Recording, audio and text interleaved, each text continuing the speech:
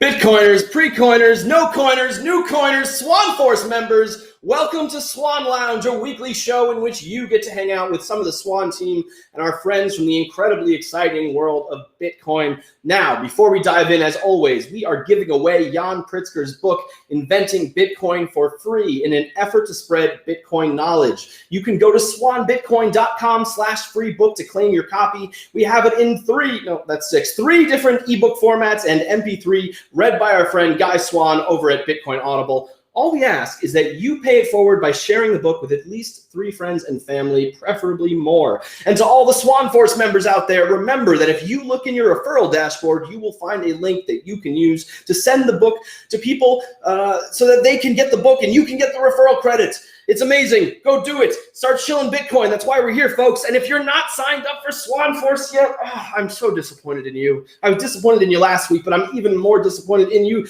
this week. Go sign up for Swan Force and get paid to recruit new Bitcoiners. You can do that at swanbitcoin.com/enlist. You will earn 25% of Swan's fees on their purchases for 3 years, and your referral will get $10 of free Bitcoin when they open an account with Swan. I'd also like to welcome anyone who is new to this show and to Swan Bitcoin. What is Swan Bitcoin? Quite simply, Swan Bitcoin is the best way to accumulate Bitcoin with automatic recurring buys, with instant buys, and wires up to $10 million. We have the lowest fees in the industry for our services, up to 80% lower than Coinbase, which you should delete, and up to 50% lower than Cash App. And we have incredibly fast onboarding. Go from zero to Bitcoin in as little as 5 minutes. You can also pay yourself in Bitcoin. Why? Because fiat money, the US dollar, is designed to go down in value. Bitcoin has a fixed supply of 21 million coins, and this will not change. This makes Bitcoin what we call sound money. And you deserve to get paid in sound money, not dirty fiat. Simply pick a percentage of your monthly income that you want to convert, then set it and forget it. Time is the most precious asset we have, and Bitcoin respects your time. Fiat money does not. That's why we're here, folks. Also, Swan is available internationally to individuals for instant buys with wire transfers. And given the massive wave of big name investors and corporations taking large positions in Bitcoin seems like every single day, and adding Bitcoin to their balance sheets, we have launched Swan Private to meet this demand, our concierge service for for individuals and entities looking to buy at least $100,000 of Bitcoin in the next 12 months. We are here to guide you on your journey. Can't talk. Shoot. Let me restart that one. We're here to guide you on your journey toward building generational wealth, and you can access those services at swanbitcoin.com/private. And as always, make sure to watch to the end of the episode because we have a special segment called Swan Force Fridays where we'll put our guests on the clock and give them 60 seconds to give us their best Bitcoin pitch. Now, before I bring in our guests, one last thing, and I apologize to everyone who was waiting, so hopefully you did this already. Hit that like button, hit subscribe. Doing so helps us beat those dirty YouTube algorithms and helps us get seen, which helps us grow the show, which helps us spread Bitcoin to more people. All right, and now, without any further ado, I promise it is time. Actually, a little further ado as I unmute my guests because they always come in and they're always talking and I always feel bad. Wait, David Bailey, I actually put you to 0 volume by accident. Let's fix that. All right, ladies and gentlemen. Whoa, I took myself out of the picture there. That's twice in one day. Hello. I see Matt crack open the alcohol as soon as we go live. I'm ready. Let's go. Frankie, that's great energy. I would love to hook some mining rigs up to you. Hey, hook some mining rigs up to me. Ask me to, do some hosting at the conference. I'm here for you, man. I'm here for you. So welcome to everybody. We've got some great guests. We've got David Bailey from BTC Inc. You might know him from the Bitcoin conference and Bitcoin Magazine. We've got Max and Stacey, who, if you've been watching, they need no introduction. Bitcoin OGs going way, way back. They've been preaching the good word of Satoshi and sound money forever. We've got Parker Lewis from Unchained Capital. They just held an incredible meetup down in Austin yesterday. We've got Odell, who's just here for to make us look cool, basically. And of course, we have Camilla part of the Swan team and the host of 6 Confirmations, which we will get to later on in the show. Again, sorry everyone for the lateness. I was moving my standing desk up and I accidentally unplugged my computer, and it was a mess, folks. It was a mess. So, but now we're here and let's talk Bitcoin. Too many orange pills, Brecky. You took too many orange pills. It's Max's fault, to be honest. I blame him. Actually, I just want to show this off. I'm wearing some new orange pill merch, so I've got. I noticed that. Yay! In my pocket right here. That's cool. Yeah, I like that. We're in your pocket. Yeah. Carry you around with me. You motivate me. Sometimes, what's that? Buy more Bitcoin? Oh, all right. Okay. That would be cool if it did start ranting. Like one day you could have it as a digital. Yeah, you thing. pull a string and it do like one of those dolls. Like one of those dolls, yeah. Peter Schiff. Peter Schiff. Yeah, that'd be good. Oh, ladies and gents, we have one more person joining us. None other. Definitely needs no introduction. A good friend of mine, Brett, yesterday described his voice as like a warm, gentle breeze caressing you in the springtime. Bitcoin Tino, welcome to the show, my friend. Oh, here comes trouble. Now we're in for it. Is he going to yell at us? I hear that's his specialty over in Clubhouse, is yelling at people. Yeah. They've been calling me trouble my entire life. He says, no. Glad to have you with us, Tina. Unfortunately, Bobo Dread can't make it. He's going to try to show up a little late if he can, but he's on the road and has connectivity issues. So we'll forgive you, Bobo. Let's start off with Parker, man. Last night, FOMO is just rampant. Everybody is upset that they weren't there. I know Matt is upset. I'm upset. I wish I could have been there. Tell us how'd the meetup go, and give us some highlights if you can. Make us feel that FOMO even more. Yeah, that's actually why I came here, because there's more to our fun weekend. I'd like to, before I go into how great last night was and what we're doing here in Austin, Matt, maybe if you could tell people about BitBlock Boom and what kind of BitBlock Boom meant for people back in August. Because I kind of want you to have the lead in so that people have this full appreciation. So you want me to reminisce about what I'm missing out on now? Right, but tell the people about how great BitBlock Boom was and what it meant to everybody getting out of the lockdown mentality. It was super fucking special. We've all been, a lot of us have been, isolated from people. We haven't seen each other. We definitely haven't seen Bitcoiners a lot. I mean, now we have more, but at the time, really in August, we hadn't. And we had 200 people, 200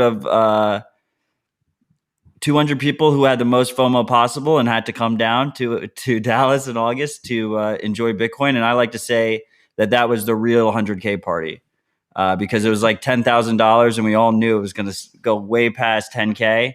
And here we are 8 months later and the price is like healthily above 60K and people are calling tops and saying the world is burning. Yeah, and so I'd say we all went to that. We were all ready to break out from our chains. And when we all did that, it was 3 nights, people from all over the country.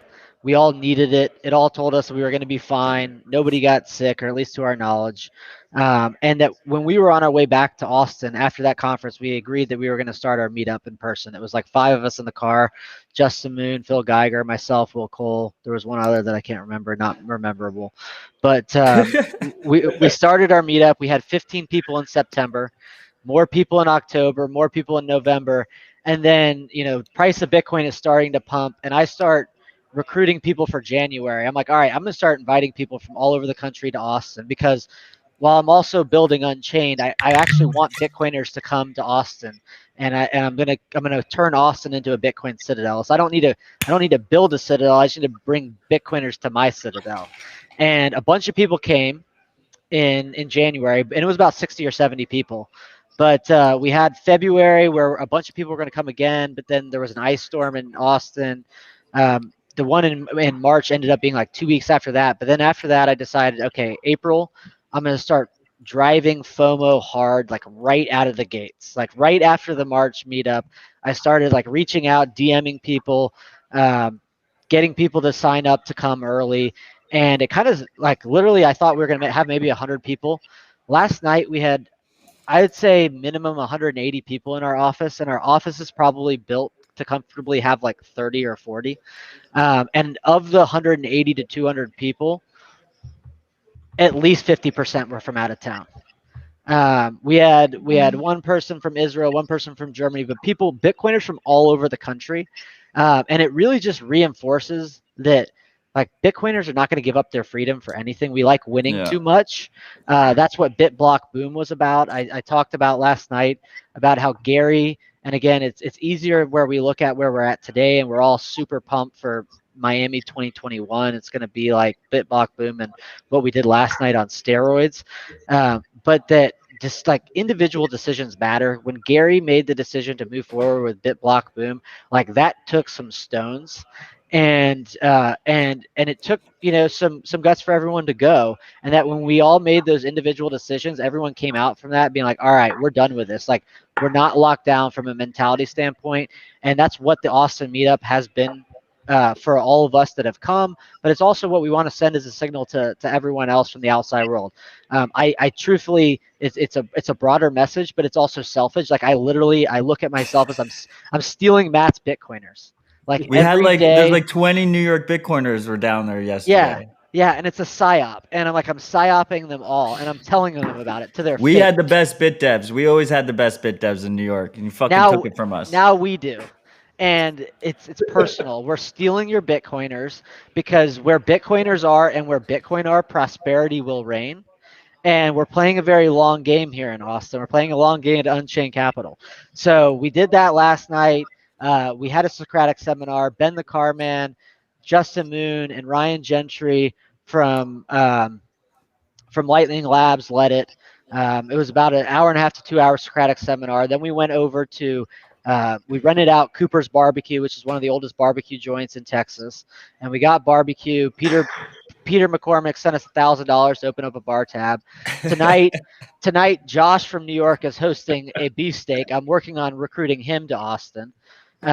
Marty was here. Marty Bent was here, and his brother. We're recruiting them to Austin. We're gonna get them all. Working on his brother too. Yeah, no, I'm going to his family. Okay, it's his wife and his brother, and that's how you get Marty. So that beefsteak is happening, and then there's also a Texas A&M Bitcoin conference that's happening digitally today, and then on Saturday, crack it on tomorrow. I'm getting up, and we're going out to inundate all the Texas A&M Bitcoiners, and I'm bringing about 300 Run the Numbers T-shirts to hand out on campus. So it's a grand old time. We're not screwing around here in Texas, and it was a blast. Fucking ballers. Parker, I'm hunting for where I want to move to because I think eventually I'm going to want to leave LA. So you can court me to Austin. Give me the pitch later. You can. I need to visit first. I need to check it out. I need to go to a BitDev meetup, make sure it's actually as good as I hear. But I'm Ricky, I'd like Miami. How does Miami compete now? I know they're entering the whole Bitcoin game too. I'd say they're a little bit more crypto curious. I think you hang out around there. Their mayor's saying some good things, but he's also at risk. He needs some shepherding. Let's see how they do after the conference. I think the Bitcoin conference is going to have a big effect on Miami and do some good there. Yeah, Breck, I gotta say the mayor of Miami has been an awesome champion for Bitcoin, and doing some of the behind the scenes negotiations on what it takes to do like a large scale event in a city right now. There's a lot of, let's say, cooks in the kitchen. So I mean, if you want to do something that's a couple thousand people or more, there is a whole bunch of people that touch that operation, and like the mayor has taken a baseball bat and literally beat people to death for us to get this conference, to be able to hit its deadlines, et cetera. So, I don't want to cast any shade, but I'm pretty sure that if I came to Austin right now and I had to sit down with the Austin mayor, he'd be giving me a hard time about, bringing 10,000 degenerate, toxic, viral Bitcoiners to Music City. So that's exactly right. We have a shitty mayor. And so one of the other things that I told everybody at the meetup is on May 1st, we have a vote in Austin to basically put back in a tenting ban for homeless people because he's trying to turn Austin into San Francisco. Like that's the one bad thing about Austin. And I told everyone that they need to get out and vote and to put it back in. And if they fucked it up, that I was going to run for mayor and turn Austin into a Bitcoin Citadel myself. support So, that. you know, sometimes you just one way or the other, you got to take it into your own hands. But I do appreciate Mayor Suarez that, like, I understand that if you're, you know, asking 10,000 people, or maybe David, you can tell us it might be 25,000 or however many people are going to go, that there's a lot of stress that puts on people. And I'd say that the thing that you left out was that the mayor of Miami has laser eyes till 100K, and that might be the most important thing. Speaking of, hold on, there we go, laser eyes. I wanted to let everyone know, by the way, that Bitcoin Tina is still with us, but because he likes to stay anonymous and doesn't have any video, I took the video feed down, and I think it's kind of appropriate because Tina is kind of like the voice of God. So if he talks, it's going to be like the voice of God on today's show, right, Tina? How you doing? You still with us? I just wanted to add that I'm on the record right now that South by Southwest next year is going to be filled with shitcoins. Tons of shitcoins, NFTs, you name it. And the Winklevoss twins, probably.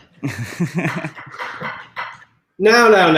As much as I love to trash shitcoins and shitcoiners, let's focus on Bitcoin. Let's talk about the conference. David's got to leave us in a little bit, so let's talk about this crazy undertaking that you've undertaken, and you know, what's left to do and what you're most excited about. I'm pretty sure everyone here is going. I know Max and Stacey will be there. Oh, someone's cheering in the background. I see somebody in the background. I'm the voice of Bitcoin Future. I've already been to the conference. I want people to know it went very well. It was a smashing success. It was absolutely fantastic. Tina, what was the price? Are we going to be up? I can't reveal that. Oh, okay. Well, that's really trading. It's relieving to hear all that, Bitcoin Tina, because I'm a little bit worried about it, so I can sleep soundly knowing that everything turns out well. It'll all turn out well. I saw Matt go like this, and I think it's because he knows what the price is going to be. What is it, Matt? It's going to be 200K by conference day? Higher. Higher? Yeah, higher than 200K by conference day is it is known. I just want to point out, I mean, you did it because it rhymes and it sounds good, but anything Everything up to a million rhymes. 900K, 600K. No, I did it because I was bullish as fuck and I needed to one up Michael Saylor's yacht party. So I went to 200K. It was the next big number. There was no math. I love that. Maybe we should watch that video from today. That meme video that you put out from the conference handle today was spectacular. Matt, did you see it yet? Max and Stacey, you're both in it. Have you seen it? Yeah, we saw. Yeah, we just skipped to the part with us. Yeah, we just looked at our spot. That's it. Yeah. Were you talking about the Miami Vice one? Mm-hmm. Yeah. Oh yeah, that's great. That was fantastic. Maybe Dude, the Bitcoin scene has the best memes. I mean, I've tweeted about this before, but aristocrats, they don't know how to meme, and you know, like, this is why Bitcoin is the people's money. It's like we got the best memes. We have all of y'all are coming to the conference. Is that right? Everyone on this. So if you're listening to the stream right now, I highly recommend that you stop what you're doing right now. We'll leave this video stream up. Go to the website. Buy your ticket right now.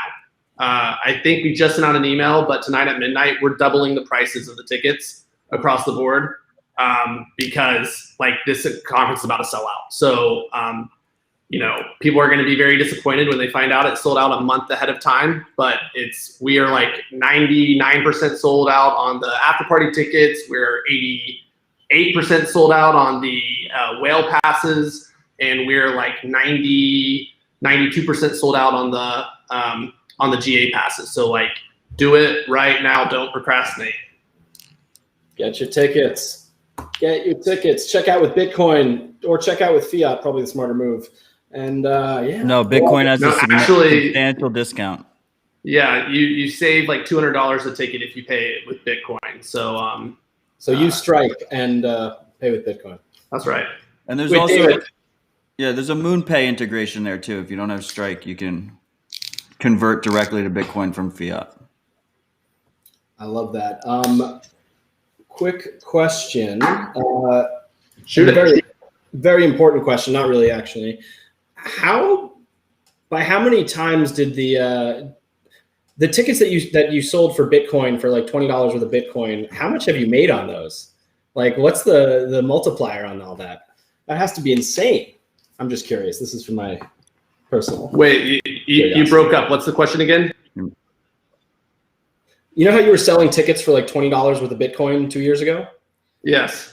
That Bitcoin price was significantly less. So how much has all that Bitcoin gone up since then? It's, I guess, I don't know, gone up 10x. The ticket prices have outperformed it though. Yeah, I will say that's true. Because like one ticket after tonight, one ticket's what, $1,200 if you pay in fiat. So if you bought for $20, that's pretty solid ROI right there. That $20 ticket was the only thing that outperformed Bitcoin. And if anyone's listening to this and you bought a ticket for $20.20 or $100 or $200 and you want to sell your ticket back to us, hit us up at the conference handle or ping us on our website. We will buy your ticket back from you at a steep premium to what you bought it for. Like these tickets are like Willy Wonka golden tickets at this point. That's insane. We had the whale passes at $3,500 and they were selling too quickly. So we doubled it to $7,000. They're selling faster at $7,000 than they were at $3,500. And so it's like, again, what are you doing? Yeah. So now, I mean, we were talking today, like what's like appropriate to do. And I feel like the coolest idea was they just need to be one Bitcoin. You want a whale pass, it's one Bitcoin. So that's, it's expensive conference you should ticket. also give them a banana with it, right? We're in Miami, so raise Yes. the price to 150,000 and they get a banana, and then you'll sell like hotcakes. David, if you see bananas duct taped to walls or in random places at the conference, that was me. I'm just telling you. Got it. Cool. Let's touch real quick on Matt. You're advising the conference. Can you talk a bit about what you're up to with them? And you've got that nifty BTC Inc. email that I'm jealous of. So talk to me. What's this all about? Well, Bailey, David has this beautiful domain, b.tc, that he does not leverage enough. And I tell him he needs to leverage it more. So as soon as I started consulting for them, I made sure I got Odell at b.tc. Because I respect good quality domains. But I don't know. I've been working with the Bitcoin Magazine team now since I think late November. And I bridge both the content team and the conference team. And they just have such great guys over there. It's a very pleb focused outlet. And it's just it's been really awesome watching the team grow with the Bitcoin price and all the excitement that comes with it. And having backstage access to watching like how the sausage gets made on a conference of this scale after this kind of corona scare and pandemic type of situation is absolutely unreal. Like that's something that experience will probably never get. That'll always be a once in a lifetime experience, I think. There are a few things in this world that give me hope. Bitcoin is one of them, and the Bitcoin conference is the other. Do not cancel this conference, David. I mean, at this point in time, there's literally nothing that can stop this event from happening. So, but like Eventbrite literally cut off our ticket payouts about a week ago because it's too much money that they have paid out to us, and it's like a liability that they can't keep on their books, and so they won't pay us any more money until the conference is over. But they said we're a top 5 event on the Eventbrite platform in the world right now. So the Bitcoin community is really treading a path here for like events in general at scale. And, we have a lot of event organizers reaching out to us and just being like, fuck yeah, like the Bitcoin community is the only community that could tread this path for everyone. And, I've said this before, but, my hero Ron Paul says an idea whose time has come can't be stopped by any army or any nation, and like it sure as hell can't be stopped by a pandemic. And pandemics do not cancel revolutions. So it's like it's like the world needs this conference right now. The world needs Bitcoin, and we're trying to create a platform for awesome Bitcoiners to be able to connect with each other, be exposed to the Bitcoin counterculture. And ultimately, hyper Bitcoinization is the goal. I mean, like one 21 millionth of all things. I broke up there, but the goal of the conference is hyper Bitcoinization. 1 Bitcoin equals 121 millionth of all, and like, until we get to that point, like the job is not over. The movement and really a mission for us, and we hope to make money because it helps us do more stuff. But like, it's not about the fucking money. It's about sending a message. Amen to that. That's all I got to say. We've got a comment. Sorry, Camilla, go ahead. No, goosebumps all over. It's like if just hearing you guys through a screen gets me super bullish and excited, I might just like explode or something at the conference. It's gonna be way too much. This could become like a Monty Python episode. Could be, yes. We've been talking about like we need a documentary crew in here, like recording the day-to-day, because like I feel like the conversations we're having are the most absurd conversations you could possibly dream up. Like, a U.S. senator calls and they say they want us to talk to the future president of Zimbabwe. They want to do X, Y, or Z, and you talk to that person. It's like, hey, can we fly you in on a helicopter? And have you throw Zimbabwe currency out the helicopter coming to the conference. It's like, I don't know. We got to check to see if we can land a helicopter in that facility. It's like, call up the mayor's office and see if we can land a helicopter and throw money out of it at this conference. And it's like, I've never asked that question before. So you're kind of stealing our thunder there, because for anyone who doesn't know yet, Swan is one of the sponsors of the conference, very proudly so. And we are going to have a giant geodesic dome there. We're going to be doing some media in there ourselves and doing interviews, and it's going to be a really fun place. And we were going to give away Zimbabwe dollars, but now we'll see about that. We'll see. We have a not to steal the thunder here, but we have a cash is trash photo booth where we're going to have a dumpster full of a couple pallets of fiat, and people can help themselves to it. So it's going to be really hard to outcompete unless you're bringing in the money by the pallet. I just can't wait to see Max in there just throwing bills everywhere. Yeah, it's all worthless. It's all worthless. Just tear all that shit up. It's worthless. Every time we go to a conference, people come up to Max and say, please rip up my money. Rip up my money and sign it for me. So. Hey, it's not worthless, Max, though, to be fair. I mean, fiat burns really well. So, I mean, if you're cold, if you need to cook some food, it's great for fire kindle. You can't start a fire with gold. You should tell that to.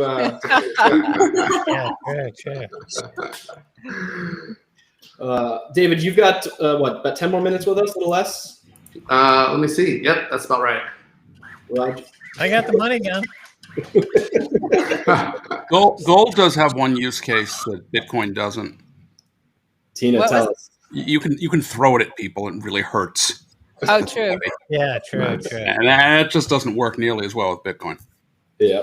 If you ever need to weigh down a body as well, when you sink it in the East River or something, it works well. New York represent. I'm a little scared of you, Stacey. I'm just speaking your language. I know you're from New York, so. That's right. So I do want to say something about the conference, though, that is a little bit different, and it's a request for all the great Bitcoiners listening to this video.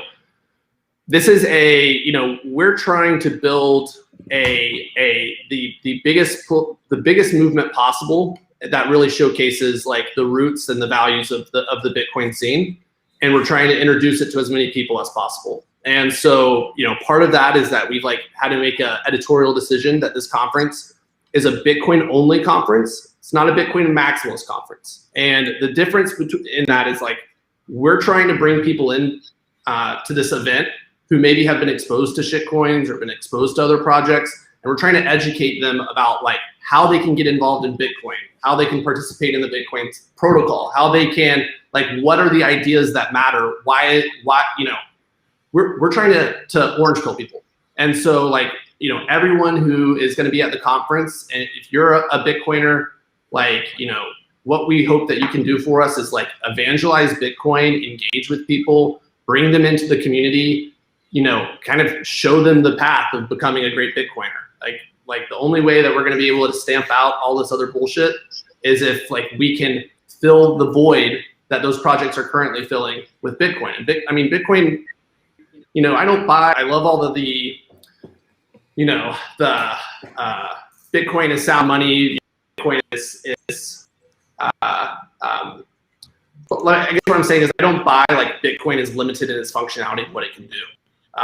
You know, like we've ended the debate about hard forks in general, but like there's a lot of things that are possible with Bitcoin. They're just hard to do, and like, they require innovation. They require, you know, people to really tinker on these concepts and ideas, and like that's what we want to see happen. Like, you know, the goal of hyper-Bitcoinization is 100% adoption, 100% penetration, all transactions happening on the Bitcoin value system.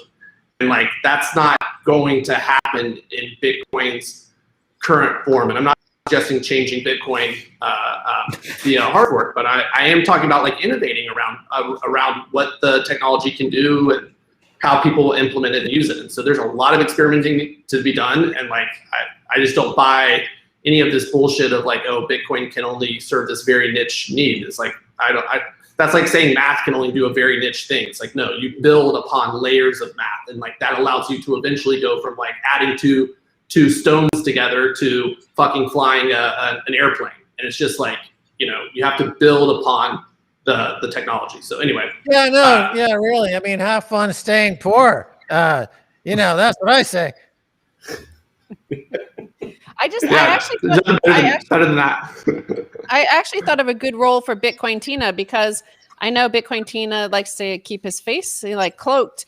How about a confessional booth, like to go in and confess your shitcoin sins, and Bitcoin Tina could be on the other side, just yelling at you like in the clubhouse. It's like Sunday service. We might have to do one of those. Great idea. Need good air conditioning. It'd be hot in Miami. It's like FinDom, right? Like he gets to like, you piece of shit. You got wrecked on a fucking shitcoin, you scumbag. Yeah, I know. Bitcoin harder, hit me harder, hit me harder. And then you have to pay some indulgences as well to get your sins forgiven. In Bitcoin, of course, yes. Yeah, of course. I can put out the QR code in front, and I can make sure that I got some confirms. Tina, I just want to make sure you can sign up in the morning and make sure that you know, the Bitcoin's there, or you do Lightning. I just want to make sure that we get our rake on that. So any indulgences that are given at the conference, we need to get at least 25% off. 25% discount. Rake, cut. Got to cut us in. Got to cut you in. Okay. All right. Well, he's just going to raise his prices by 25%, isn't he? Godfather, I come to you out of deep respect.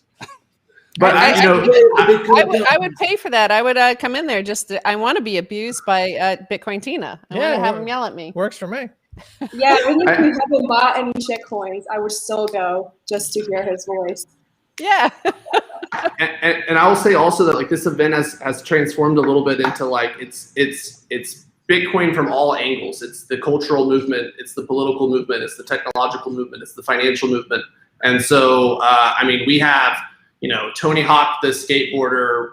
We have, you know, Tim Dillon, the comedian. We have, you know, A-list like athletes. I think maybe Lance Armstrong will be there. There's a whole list of professional athletes that will be there.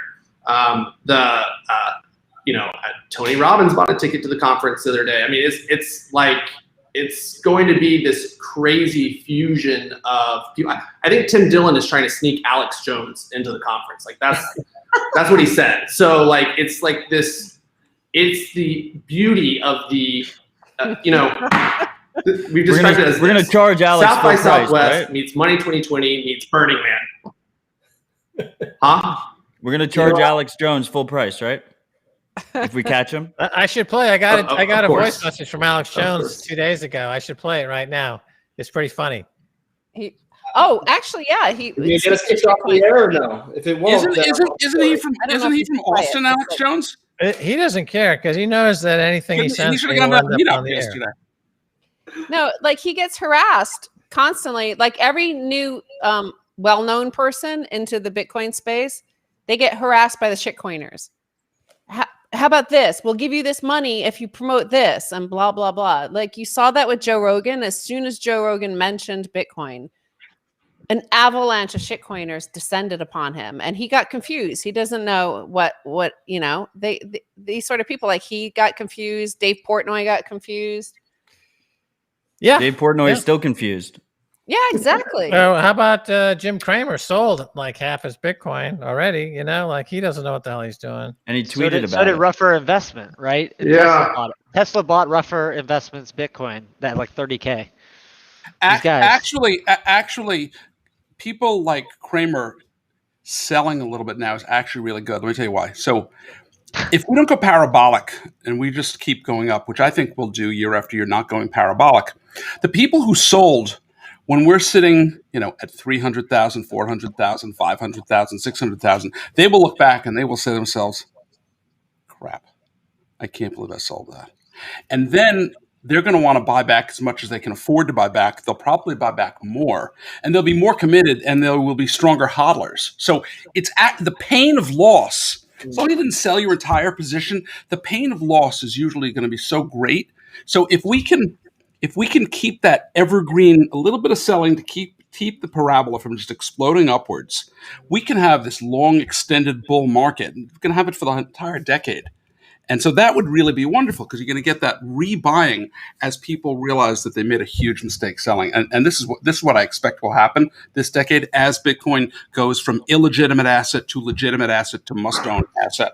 Tina, we're going to come back to this topic of why Bitcoin is designed to pump forever.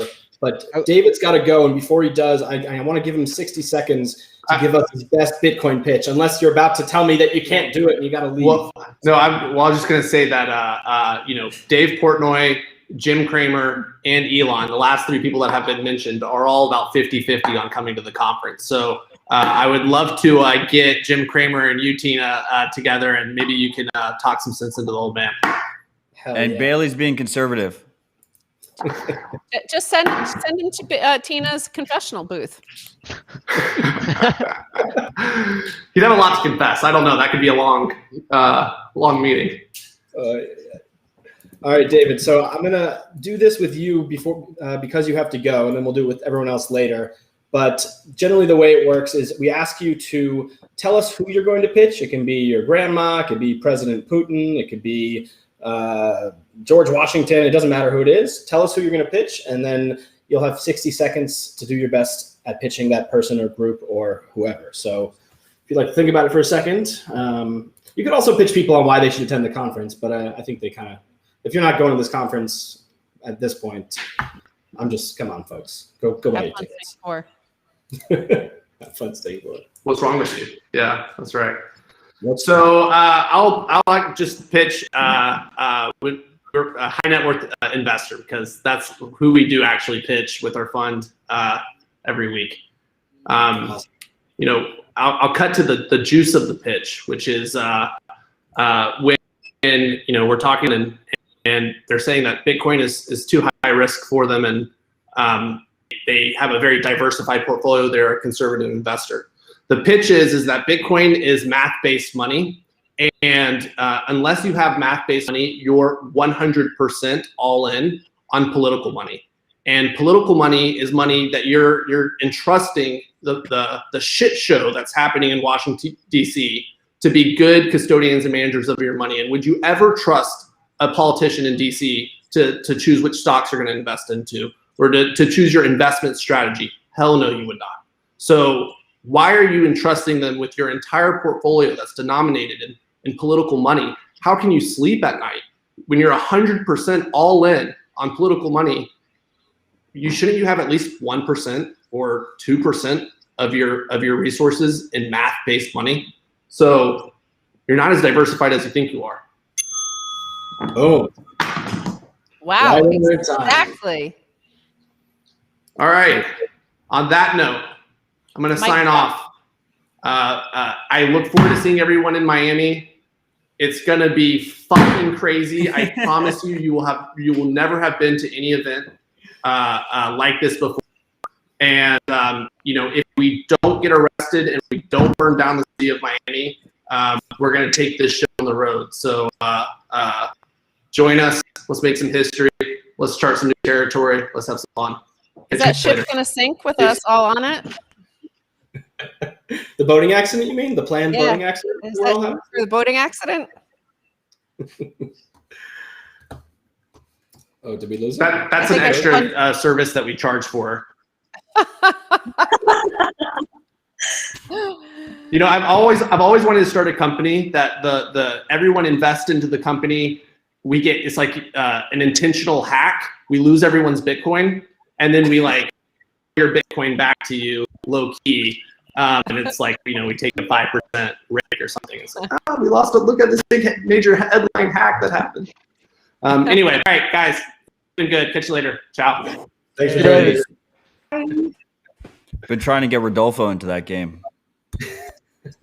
I'm trying to get Rodolfo to add a feature where non-coders can type in custom things into their block clocks online easier. You can. Fix our fucking block clock. Yeah. He needs to adjust for boomers. Boomers don't know how to freaking we can hook get us up. We sent him a DM asking him for help, and he just LOL back at us. Yeah, he makes fun of us. Respect. Come on, Rodolfo. You pain in the ass. You pain in the ass. All right, what time is it? It's 1:34. I think it's time for 6 confirmations. What do you think, Camilla? Why don't we do that, and then we can have a nice little discussion.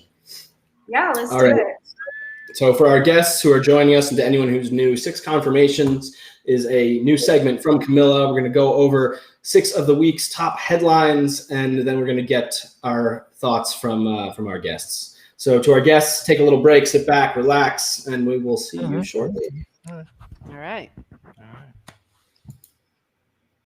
What is up, you guys? It is your host, Camilla, and we're going to be breaking down this week's 6 confirmations, starting with confirmation number 1. It was only a matter of time.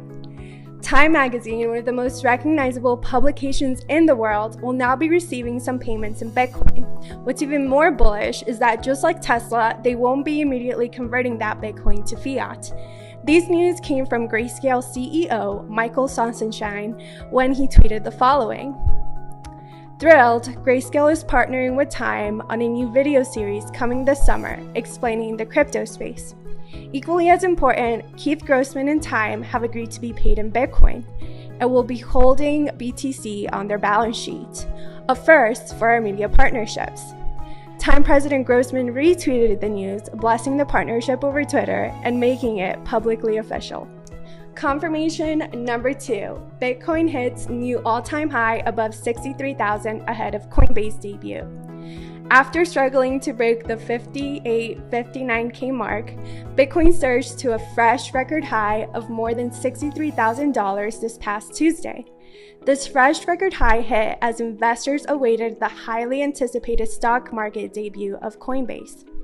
Before going public on Wednesday, it was said that the direct listing could value the cryptocurrency exchange at as much as $100 billion. At the end of the day, it settled at an $85 billion valuation.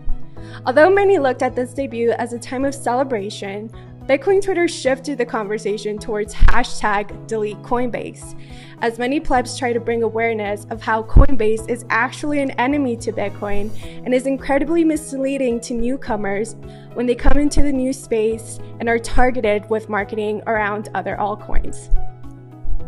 The plebs were just keeping it real. Confirmation number 3. Janet Yellen, Bitcoin fearmongers, get pushback from former CIA director. Bitcoin received a strong word of confidence from an unlikely source, a former acting director of the Central Intelligence Agency. In doing so, he put senior government officials who issue public warnings about Bitcoin's alleged use by criminals, such as Treasury Secretary Yellen, on notice. The pushback came from Michael Morell, a 33-year-old veteran of the agency, when he published an independent paper commissioned by the newly formed lobbying group Crypto Council for Innovation. In his paper, Morell directly refuted the well-traveled narrative that Bitcoin is used by criminals. In an expensive study, Morell came to 2 key conclusions. Number 1, the broad generalizations about the use of Bitcoin in illicit finance are significantly overstated. Number 2, blockchain analysis is a highly effective crime fighting and intelligence gathering tool. Morel also spoke with Forbes before the paper's release. He said that one of his key assumptions was that people like Secretary Yellen and Christine Lagarde, president of the European Central Bank, were some of the most informed people on the planet and that their perspectives were grounded in facts. However, in doing his analysis, he discovered just the opposite, that Bitcoin wasn't rife with illicit activity. In fact, there's probably less illicit activity in the Bitcoin ecosystem than there is in the traditional banking system. He also made it clear that there will be severe geopolitical repercussions for the US via China if it wastes energy and resources chasing a ghost as opposed to leveraging blockchain and fintech more generally to build the country's technological and economic base. Specifically, he said that we need to make sure that the conventional wisdom that is wrong about the illicit use of Bitcoin doesn't hold us back from pushing forward the technological changes that are going to allow us to keep pace with China. And speaking of illicit activities, we come to confirmation number 4, where $623 million in stolen Bitcoin from 2016 Bitfinex hack have been moved. According to a blockchain analysis service, Whale Alert, 10,057 Bitcoins that were stolen from cryptocurrency exchange Bitfinex in 2016 were transferred in a series of transactions earlier this week. Whale Alert shared the transactions across more than 60 tweets within 1 hour, all with the note that it was seeing stolen funds transferred from Bitfinex hack to an unknown wallet. Due to the Bitcoin blockchain's public nature, Bitcoin transactions like these are trackable and auditable. The timing of these most recent transactions appeared to be auspicious, as they came on the first day of Coinbase's Momentum public listing. With most of the Bitcoin-adjacent attention on that, it's possible that the person transferring the Bitfinex Bitcoin thought the moves would fly under the radar or create intentional market conditions. Adam Cochran, a financial analyst for Sinenheim Ventures, noted that the transactions might have been intentionally timed to move the Bitcoin market and tweeted the following. The 2016 Bitfinex hack, BTC, are some of the most tracked and blacklisted funds in the world. No exchange will process them. They can basically never be cashed out. This isn't the first time that the whale has moved them during a market rally to cause panic and likely cash in a short. Confirmation number 5. Republican House leader wants regulators to embrace Bitcoin. In a recent interview, U.S. House Minority Leader Kevin McCarthy said lawmakers should not ignore Bitcoin but understand its future role. While countries like Turkey are banning Bitcoin and other regulators around the world hope to deny the growing importance of Bitcoin in their economies and the world at large, some in the United States have realized that the decentralized asset can no longer be ignored. In a recent interview with CNBC, Republican leader of the House of Representatives, Kevin McCarthy, expressed that the country's policymakers should no longer ignore Bitcoin, but rather embrace it.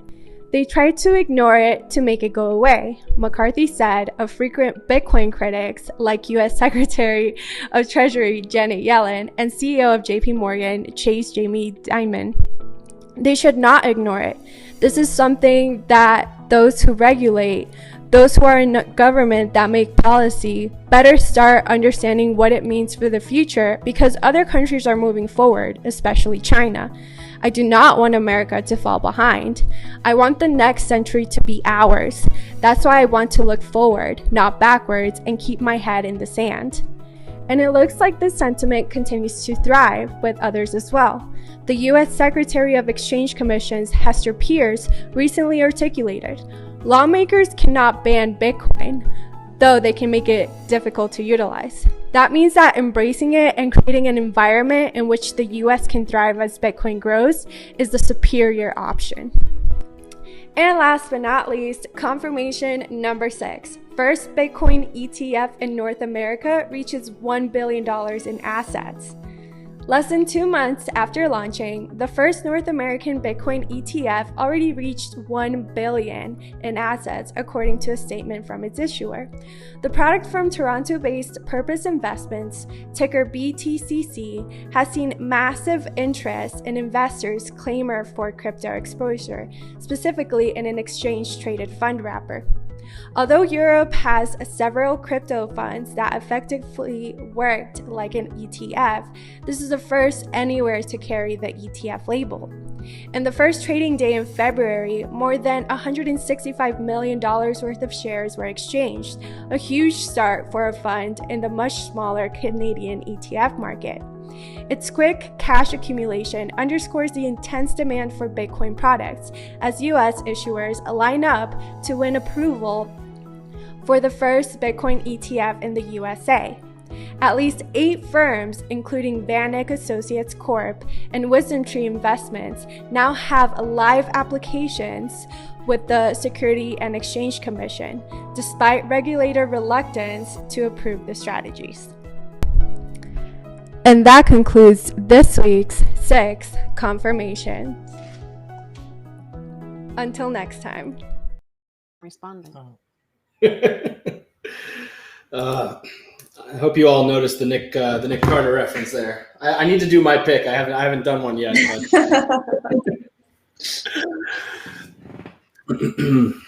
But Tina, any thoughts on some of these articles? I know I want to get Max's opinion in a bit on Janet Yellen and everyone's favorite Christine Lagarde, because I just love hearing him talk about Christine Lagarde. But one second, let me find these headlines again. I mean, I think Coinbase is just it's the news of the week. Everything else kind of got overshadowed, and all-time highs. But still a bullish week for Bitcoin. Camilla, you 1 second. Let me find this. Sorry, folks. The VC self-congratulations thing that they all do when these companies go public, where they all just congratulate themselves about how they made all these returns on an investment that the average person can't make, is just fucking infuriating. Tell us how I think it's. I actually get joy out of it because when some guy wrote an article, it's just audacious, where he's like, I invested 300,000 and turned it into 2 billion. That they write that about themselves. It's bro. Yeah, a little thumbnail. What is wrong with you? It's nauseating on the one hand when someone congratulates the other, and it's more of a virtue signal because they throw something in that makes them seem virtuous. Of congratulating a competitor. But the worst one was the guy who wrote the damn article about himself. But the best thing about it is, because it's an investment in Coinbase, they're basically just communicating that they don't understand Bitcoin.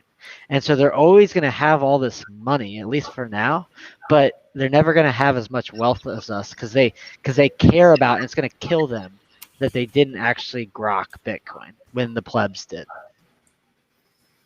That's the best thing. Fuck yes. I mean, most of the plebs were in before Michael Saylor, and we like him. So I mean, and we like Michael Saylor's half pleb. He's billionaire, but pleb. A plebionaire? No, I don't know. We'll come up with something. He's just the Giga Chad. He is forever the Giga Chad in my book, at least. He's one of us. You can be a billionaire and still be one of us, like these guys, Max and Stacey. One thing I wanted to bring up, which I found interesting, and also this is definitely very self-congratulatory, so sorry, folks, but I got featured in CoinDesk today in an article that I didn't think that they would ever write at CoinDesk, where it's almost like the opposite opinion on, on the Coinbase listing.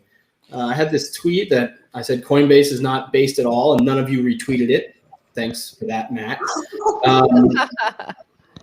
And they quoted me. They quoted Stephen Cole, and they quoted Katie Ananina, basically talking about how Coinbase, has lost the thread, and they no longer represent what Bitcoin is all about, and how, in fact, they're actually working against Bitcoin in many ways. So I was pleasantly surprised by this today, and happy that CoinDesk was at least allowing this other opinion there. I thought it was pretty interesting.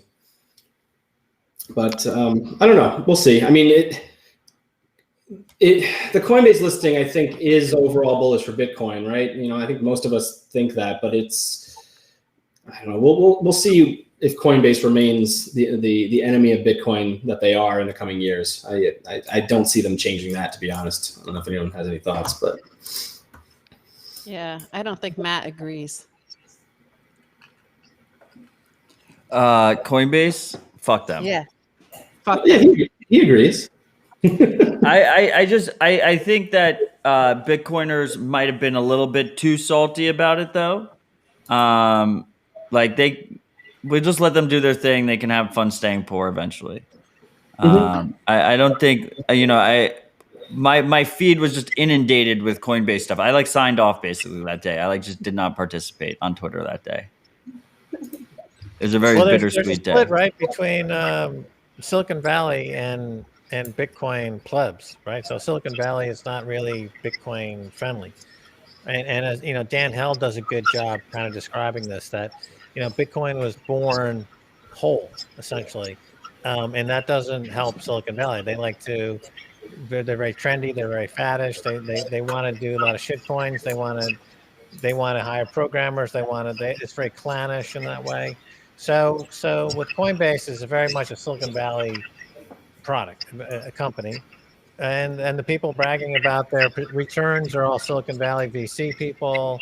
So culturally, they're not big in the Bitcoin vibe at all, but they do kind of open things up to greater capital flowing into the space, which is all going to end up in Bitcoin. Eventually it all will come back to Bitcoin. So, but I'm kind of interested in that cultural split. With this conference, Bitcoin 2021, also in San Francisco, it didn't seem like it was in friendly territory. But I think in Miami, it'll be more like Miami is our town. San Francisco is not our town. 100%. All right, that's fair. You know what, folks? We're coming up towards the end of the show, and Tina, I think, has something special that we might want to do. Tina and I, we have a very special relationship, and we, man, how can I say this without doxing you, Tina? I don't know. We understand each other. We have a lot in common. I'll say that. And sometimes we put on this little show. Don't dox me, dearie. Tina doll baby, Tina, I'm not gonna dox you, all right? Okay, don't dox me, Dottie. Come on, don't dox me. Anyway, so Tina and I, we sometimes go back and forth pretending to be these old ladies, and we do this voice, and I don't know. I think it's kind of funny. So Tina, we're gonna do the Swan Force pitch. Not my name. My name's Doris. Oh, your name is Doris today? All right, Doris. Dottie. Doris, I don't believe in Dottie, I gotta tell you about Bitcoin. Bitcoin's for criminals. About Bitcoin. But first, are you and Irving going to the lobster dinner? Oh, of course I'm going to the lobster dinner. Oh, that's good. It'll be a lot of fun. Don't eat too much this time. You're going to get really sick. And don't forget to bring your bag for the sweet and low. Sorry. You played a very good round yesterday. I didn't think you'd beat me. I gave you a handicap, and then but then I pulled my back out. It was terrible. Very good. All right. What's this stupid Bitcoin thing you want to tell me about? Why should it's not a stupid thing. My boy Marcus, he got me into this Bitcoin. I paid $7,000 for it, and I'm up 9 times on my money. I told you he's a very smart boy. He does those podcasts. You know that. Anyway, he got me into this Bitcoins thing. You know about Bitcoins? All the kids own Bitcoins. I've made 9 times my money. Dottie, it's gonna go up a lot. He keeps telling me it's going up a lot. You gotta buy some. Get your grandson, Brecky. Let him help you. Let him help you get some Bitcoins. My grandson, he said you should use that Swan something or other. Anyway, That's all I got to tell you for now. So, see you later. See you at the club. All right, we're still working on that, but I think there's a comedy act in that, and we're gonna keep working on it. All right, I'm seeing some faces like. All right, clearly we got. Thank you, Stacey. Thank you. We appreciate it. Come alone. All right, let's go to the traditional Swan Force pitches, and then we'll close it out and let Matt get back to his show. And there's another bullish show that we'll promote after this in a second. 1 second. Sorry, there we go. Ready for Swan Force Fridays. Swan Force Fridays. All right, can we get some volunteers, Matt? Since you look so enthusiastic, I'm volunteering you. And unlike last time. Last time you just you sat there and you took your drink and you didn't say anything.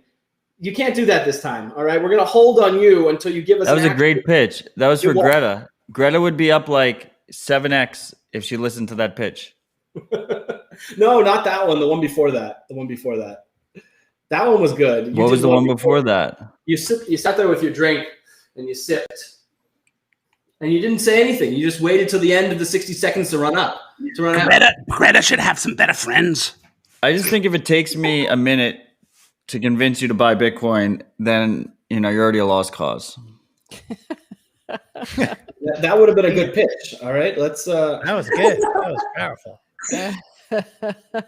All right, Matt.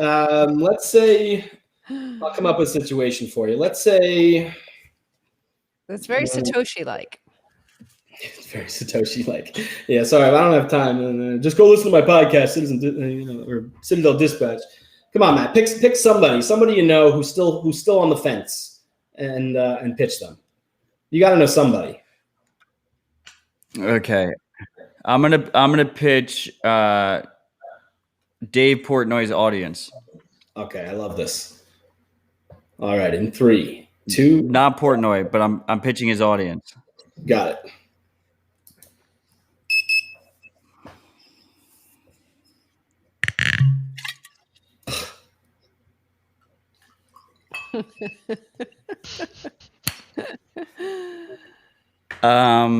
Bitcoin.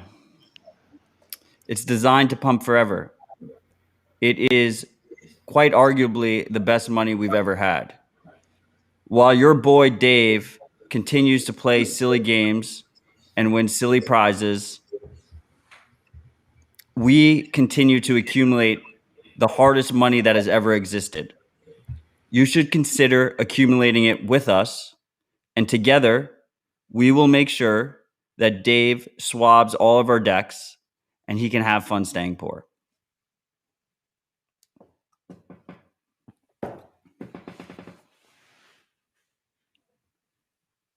I'm muted, sorry. I just wanted to let your time run out and give you a little more screen time since there you go.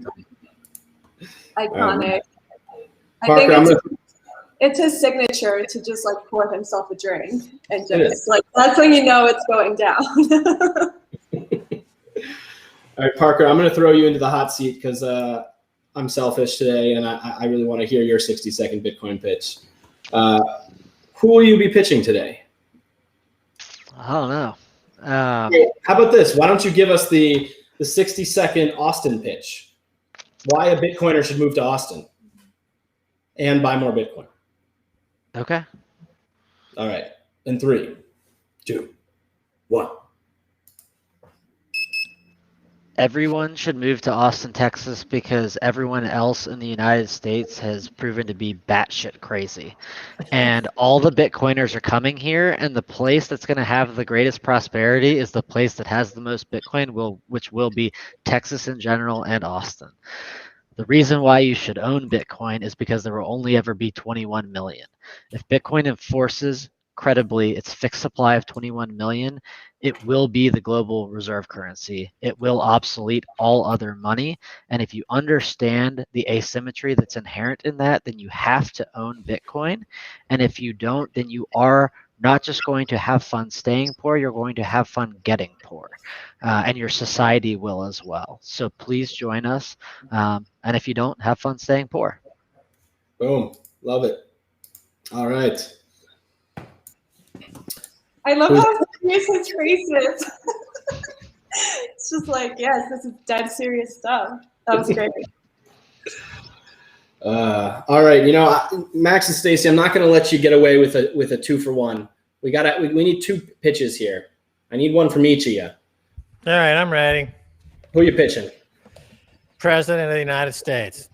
Love it. All right. In 3, 2, 1. Mr. President, we're at an inflection point in world history.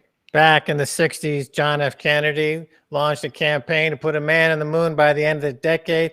That was his response, what was known as the space race. We had an existential threat from the Soviet Union. Today, we face a similar existential threat. Soviet, Russian, China, the countries are amassing Bitcoin, hoarding Bitcoin, mining Bitcoin. America's woefully behind. We need to launch a patriot movement of Bitcoin for America, or we will lose our place in the world in the next 10 to 15 years. Mr. President, I beg you, dedicate resources today, subsidize mining today. America needs 1 million Bitcoin by and for America today, or we will not enjoy the same we had in the 20th century. Mr. President, please start the hash war, enter the hash war, win the hash war. America needs to win the hash war, Mr. President. Or have fun staying poor. Boom. I'm sold. Or have fun not getting elected. Matt, you had something to say? I didn't think I liked Bitcoin, but now I love Bitcoin. I'm sold. Stacey, I'm sorry you have to follow that incredible pitch, but I have faith that you will outdo Max today. Really? Okay. Yeah, Well, I guess I'll speak to all those people, all those women afraid of the toxic sort of, perception of Bitcoin and Bitcoiners. Because start spreading the news. I'm stacking today. I want to own a part of it. Bitcoin. And if you can make it in Bitcoin, you can make it anywhere. It's up to you. Bitcoin. So, the thing is, yeah, it's a tough town. It's a tough place, but it's the hardest money ever. And so I think, the so-called toxic nature of Bitcoin is the best thing you'll ever encounter for you yourself and your own development as an individual, as a sovereign individual. And you should invite it and welcome it to keep you honest in order to be the person that deserves the hardest money ever. And I could sing for another 27 seconds. I could sing Frank Sinatra. It's up to you. Bitcoin. Hello? Yeah, I'm just waiting for the song to go on. All right. That's enough of that. All right, wait. Let me get Tina back in here. There we go. Tina, do you want to do another pitch, or are you happy with your with your pitch from before? Oh, but we lost Tina. No, I'm here. Oh, he's back. Theory, I'm here. No. It's fine. And Tina, while we've got you, I love putting Tina up on the podium here. What anything on your mind? Anything you want to share? Where can the plebs find you? All that fun stuff. They can find me on Twitter. They can find me in Clubhouse. Not all the plebs like Clubhouse. I can understand that. Tired today. Tina, the biggest problem with the Clubhouse is you don't get any sleep. Tina, you gotta take a break, man. Tina's a boomer. Tina, how long do you think it's going to take till we hit 500K? I expect 500K in 2022. 2020 bearish. And I expect a million. That's pretty bearish. I expect $1 million in 2023. That's really bearish. because it's not.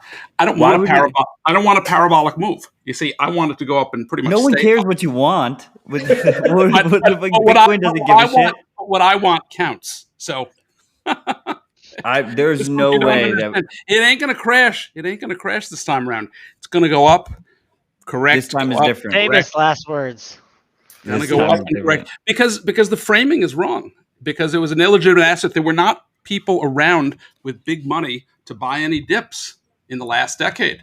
You mostly have people who's most of the people in Bitcoin started with not that much money and got very rich. And this decade, it's a very different proposition. And have a lot of people who have an awful lot of money put in 2%, 5%, maybe some as much as 10%. Some will make 10x. 2023 is a long time from now, Tina. Yeah, but you can be so freaking rich. So that's up 20x from here. If you're talking stats and parity in 2023, that makes no sense. Say it again.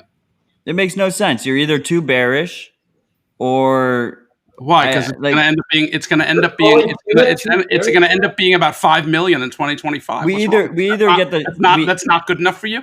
We either have the cycles continue. We have cycles the cycles are not going to continue. The cycles are very different. But if we have the cycles continue, then stats and parity is delayed. But if we don't have the cycles continue, cycles it won't are very be in different. 2023. To expect that Bitcoin is going to always trade the same way is a fallacy. But that's not what I'm saying. There's no reason to assume you have different players and you have deep pockets. It's a very different but if it trades differently, then we're going to hit stats and parity way before 2023.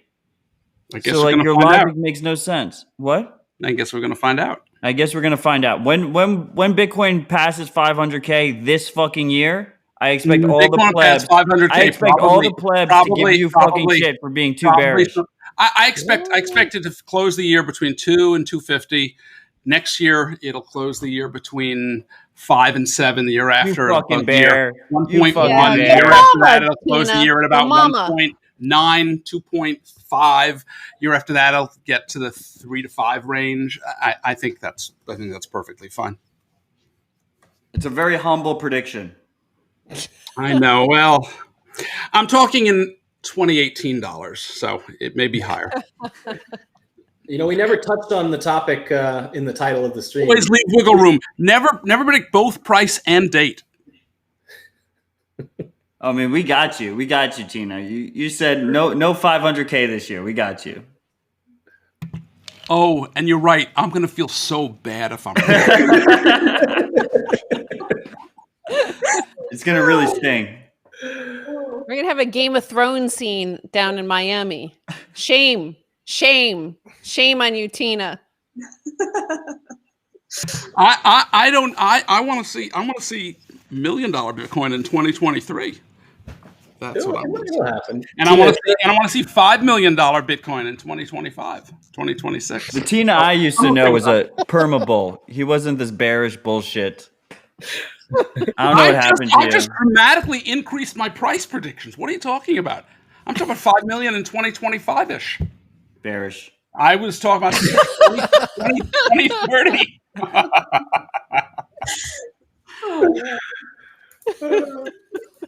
Parker, what do you think about these predictions? He tuned out. He put us on mute. No, I'm here. I'm trying to. It's the end of the week. Tina said that the problem with Clubhouse is that it keeps them up all night. I don't know if you guys remember the time when Tina fell asleep on a Clubhouse and started yes, it was like I think I was on it like almost 24 hours that day. something that would define like a snore or some weird noises that bimmers make. and there was like 1,900 people in the room. You couldn't leave the room. Now you can't leave because the application locked up. Yeah. But it's funny. I did Clubhouse for like a week, and I found that I was like, holy shit! I am speaking to strangers at 1:30 in the morning. Like, what is going on? I've got to get out. I did it like 1:30 in the morning, and then 2 o'clock in the morning. I was like, I gotta get out of this. I got a real job. I'm trying to run a company here. But the price projections. I think that Max Keiser has been most spot on about price predictions since inception. So, rather than listen to this novice Bitcoin Tina, I'm just gonna stay with tried and true Max Keiser. I think he said 220s in play for 2021. Yeah, 220 for 2021. Max, I rolled my eyes when I read that tweet. Yeah, we knew you didn't mean it. Didn't I just say Yeah, 200? no, bearish in that. I hear you, man. But my track record, then here's what I'm thinking. 2022, we get into the mid 300s. And in 2022, we're going to see a big correction. But so you're more bearish than the Goldman Sachs CEO on Bitcoin. We're going to see a big pullback in 2022.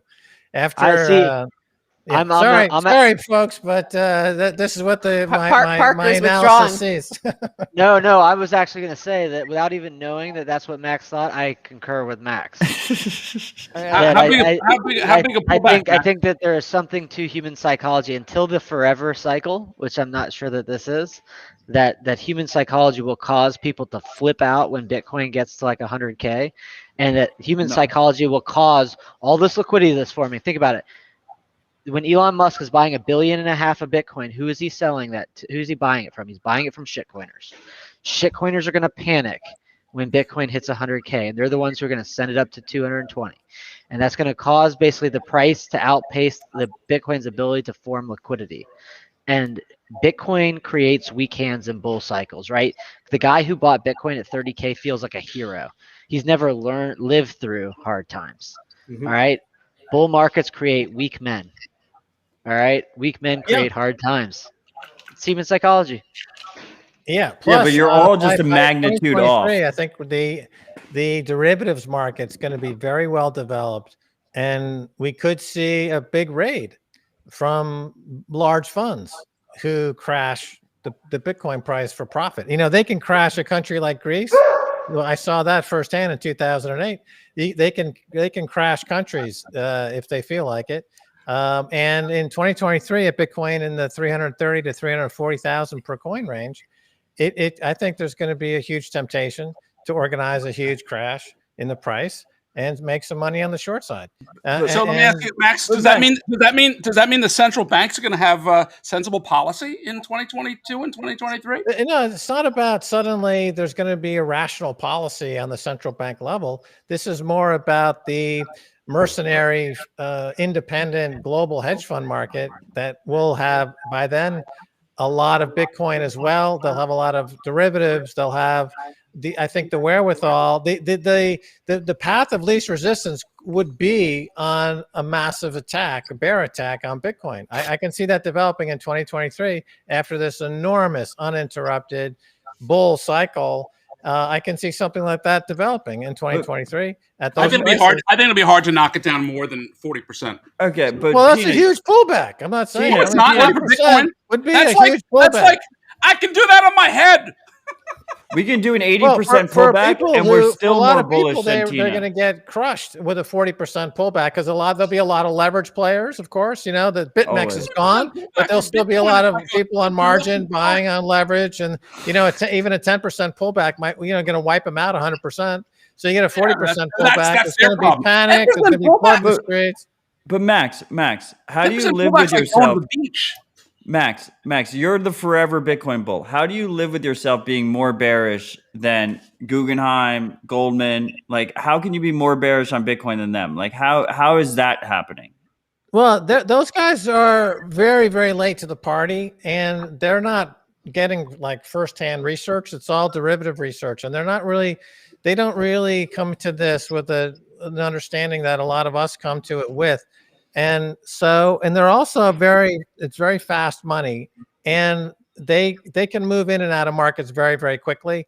And so they can turn on a dime. And these guys, will suddenly say, like Jim Cramer is a good example. Jim Cramer is the ghost of Christmas future. Here's a guy, he's a well-known guy. And he decided one day, you know what, I'm just going to dump half my position and book a profit. And maybe I'll get into Bitcoin. He came into Bitcoin 2 months Jim ago. Cramer by 20,000 hedge fund managers. They've got trillions of dollars to play with. And they're going to be like, you know what? Fuck it. We're just going to go short. And they do work together quite often. And they could coordinate a big draft down. For huge players, they can ride it out. A 40% drop is not the end of the world. I mean, particularly if your cost basis is very, very low. I mean, if we but wait, but Matt, like you got to appreciate here, like what Max's point is, like Jim Cramer doesn't know shit. Citigroup doesn't know shit. Like Goldman Sachs, when they come out with a report and they're like, we could see 500K Bitcoin next year. It's like Goldman Sachs said last year that a currency that loses 2% of its value every year is a store of value. Yeah, So like those reports from Wall Street, they come out every other week and they say the complete opposite thing. There's the new coiners, no consistency with any Wall Street research. I worked on Wall Street for many years. There's no consistency to it. It's completely worthless. It's a scam, as Tina will confirm. Wall Street research is basically a way to hide pay to play. You buy research from traders, is worthless, but it's a way to bribe them. That's all where Wall Street research is, a bribe scheme. It's complete garbage. There's nothing to it at all. And they change it every other week. The new coiners never understand Bitcoin, okay? But this time the new coiners have way bigger bags, and we don't have the bullshit shitcoiner play that we had last cycle. So if you mirror this on 2012, if you mirror this on the 2012 cycle, we're talking a 700K top, okay? And I'm willing to be a little bit humble on that. Okay, and if I'm a little bit humble on that, we're talking 500, 600K Bitcoin. So if you guys are going to tell me that this is going to top out at 200, 250K, I will 100% every day of the week be loud about you being wrong. And when it happens, it happens. Yeah, I'm talking about it topping at over $1 million in 2023. No, you're a bear. Right. I don't even know what you're talking about. But the cycle is not going to look the same as it looked last decade, because you have different players, you have deeper pockets, you have more money, and I think you're going to have people who are going to want to buy dips because people will have missed it. You're going to have a lot of people buying Bitcoin who will watch it go into the 2s and have missed it, and the 3s. When it corrects 20, 30%, they're going to look to buy it. That's the way plenty of stocks trade. And you're going to have people coming in and buy. Well, yeah, but listen, look at this market also. Okay, the quote unquote crypto market is $2 trillion. Bitcoin dominance is back to around 50%.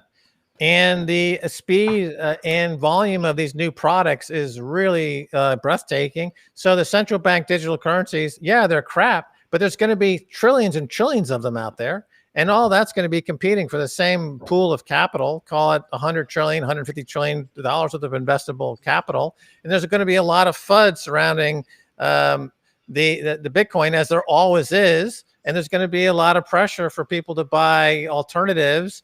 And so there's going to be a lot more competition. We haven't had that kind of competition. We've had shitcoin competition, which has been easily defeated. But I don't think once you get up to the multi-trillion-dollar asset class, you're going to avoid getting away from having trillion-dollar competing projects pushed by governments. And there's also going to be a lot more antagonism between countries as well. We're entering into a more of a Cold War situation. Max, they're fiat. There's no competition from fiat. I'm not saying there is. I'm not saying that they compete on a fundamental basis. I'm saying that as far as global capital flows are concerned, you see it. I'm just looking at the market right now. Bitcoin dominance is down because of the rise of the big players. If Elon Musk can move Doge to number 5 on the market cap, with a complete piece of shit, extrapolate that going forward to guys with $2 or $3 trillion of buying power. And now that's another market. So I'm just saying this move up it's not going to be without some major drops, some major corrections. It would be foolish to think it would be. So I'm saying at 350,000 in 2023 at the moment, subject to revision, I would imagine that would be a good spot for a major correction. On a way higher or what? Well, there's a correction infers that it's going ultimately higher. But I think there's going to be a major correction in the mid 300,000s in 2023. On the way into the millions, I expect 20 to 40% corrections, but nothing worse than that. And which means that's a huge correction, though. No, 40% is a very big correction. It's not. I'll explain why. It's not, because if you have to pay taxes, you get an automatic correction when you Well, pay you don't tax. have to pay tax unless you sell. Long-term capital gains plus Obamacare tax, that's 25%. Plus most state taxes gets you to at least 30 to 35%. So you have an automatic correction every time you sell when you simply have to pay tax. Look, That's if you get a market grinding lower for 6 to 8 months, 40% down, that's a protracted bear market. That's taking the more asset down 40%, and it's going to hurt. A lot of people are going to be feeling the pain. Well, no, that's the truth about it, and then you see a base will form. And everything will move up. You need these kind of corrections in every bull market. I agree. The corrections. That's the whole basis of a bull market. You have sharp corrections down define a bull market. And so we need it. We need a big sharp correction down to give integrity to the bull market. So I'm saying I think it's going to come in the mid 300,000s. And in the year 2023, that's what I'm saying. I have no problem with that. 20 to 40 correction, before your rebuttal, and then finish 2022 at like 5 to 600K, and move into 2023 going from 600K, probably again with a correction, and finishing the year over $1 million. Tina, one second. Before you finish your rebuttal, I'm having a flash more gradually than suddenly. I think. I'm having a flash forward to Miami in 2021 for Bitcoin 2021, and it's like Bitcoin Tina is screaming at me on South Beach, and it's like 2 a.m. Okay, and I'm like, God, I gotta go to bed. And Bitcoin Tina is just God damn it, he's right, and he's not gonna let me out of there. What's the price, Parker? Until he convinces me. Right now, you're on the beach. You're on the beach in South Beach. Bitcoin Tina's yelling at you. What's the price? I think that it's like 95K. Well, you fucking bears! You guys are ridiculous. That's Friday night, and then like Saturday, it's like 105. Oh my God, we're on a whole different level. I think that sounds like a good number. I concur.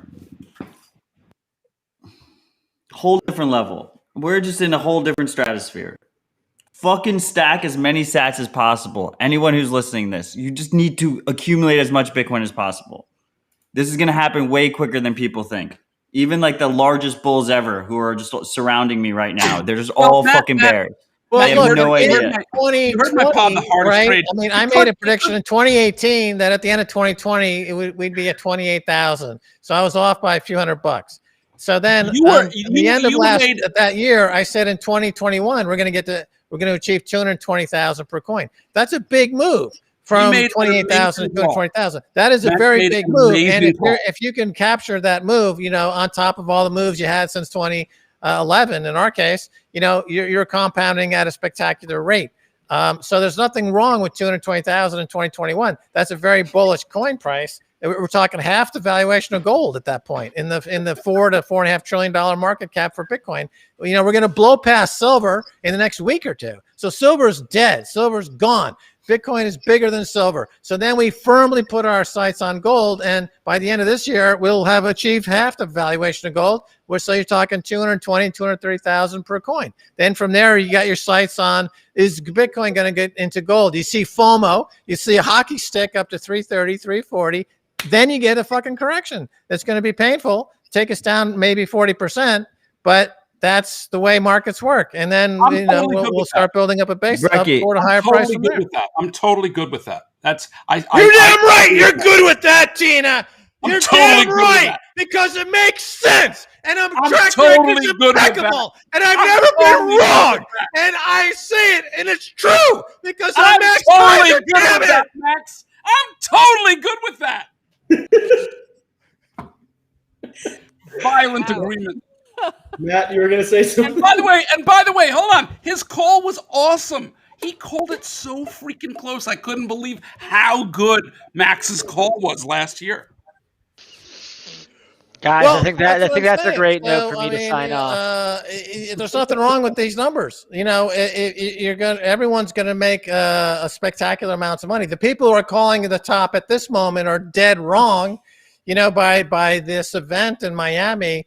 I think by Miami, we're going to be knocking on 100,000. So that's a huge move from here. So It's not a huge That's going move. to get a ton of attention. How And huge that's is gonna that move? boost- That's not that big of a move.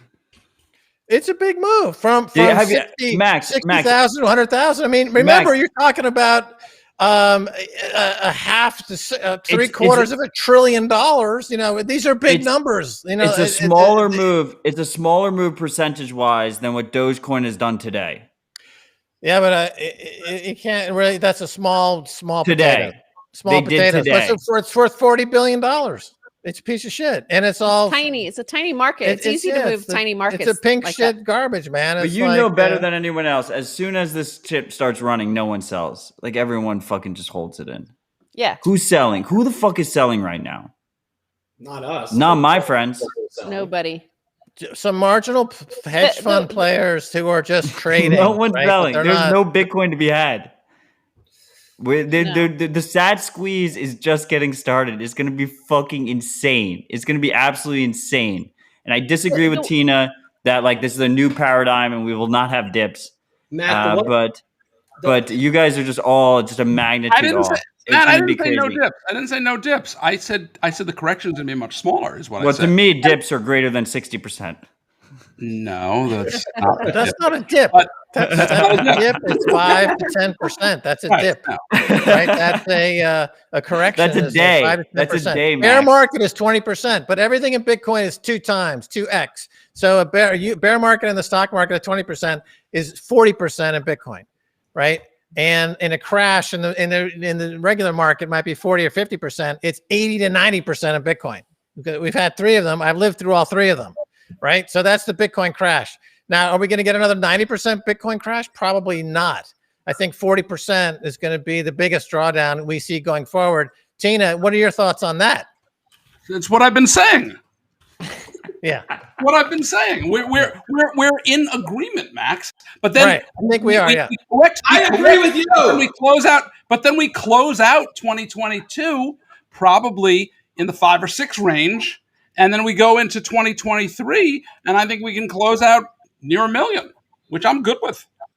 But what do you guys think of all of us here? We're used to up to 90% dips. So what do you think with all these institutions now in the space? How are they going to react to a Bitcoin dip? Depends on the kind of institution you're talking about. So a hedge fund is going to try to trade it more aggressively. But I think in the big, deep-pocketed insurance companies are probably going to buy those dips because they're going to want to add more and more Bitcoin to their balance sheet because they have a huge problem with asset liability match. And they have massive obligations going forward, and they need to get into Bitcoin. So if the hedge funds are stupid and they sell them cheap Bitcoin, those big players, we should be getting pensions in. NYDIG bringing in guys to sell to insurance companies. Pensions are a natural extension of that. Pensions and insurance companies should be huge buyers. And those guys have enormously deep pockets. So, you're talking about shifting from guys who had like no money in their 20s buying Bitcoin in like 2012 and 2013 to the biggest investors in the world buying Bitcoin. And that's what I see happening. And that's why I think the market's going to look different. Because I think when you've got guys who manage hundreds of billions and trillions of dollars, it's another thing. Right. Here's a product, a structured product. But meanwhile, product. you're calling 200K Bitcoin. Bitcoin. And you come to the client and you say, here's my product. For every $10 million you put into Bitcoin, we're going to wrap it with $10 million worth of Bitcoin puts that it's going to cost you 3 to 4% of your principal. But you get all the upside of Bitcoin and your insurance, your put insurance on the Bitcoin put. Sign me up, Max. Max, right? I'm buying. So that's exactly Sign what me up. happened when I was a stockbroker in 1987. I was a broker in the 1987s. We had a product called portfolio insurance. And you say, okay, put $1 million in the S&P 500, and we're going to wrap it with a 3 to 4% insurance wrapper of puts on the S&P index. And the most you can lose is 3 or 4%. That's your maximum downside, and you get all the upside. So I would imagine you can do the same thing for Bitcoin and say, you've heard about Bitcoin. It's incredibly volatile. It could go to $1 million. But, to cut the volatility out of this product, you're going to wrap it. You give me 3 to 4% a year to wrap your portfolio in puts. And that's your downside stated up front. And now you've got a clear runway all the way to the top. The problem with that product is that we saw in 1987, the crash of 87, was that they sold too much of that product. And then you had Chicago, New York went into a contentious database freak out which resulted in the biggest crash in stock market history in absolute terms of 22.5% in one day. Black Monday, which I was there and experienced it. Which is like nothing. Which is like nothing for Bitcoin, by the way. Yeah. Right, but I'm just saying it could be. First of all, the point is that product has yet to hit the market, but I think it will hit the product, and it'll bring in a huge amount of money. Number one, so that's going to be a huge price pump on that. So your numbers are way off. Your numbers are way off, right? A product like that could take us to $5 million Bitcoin.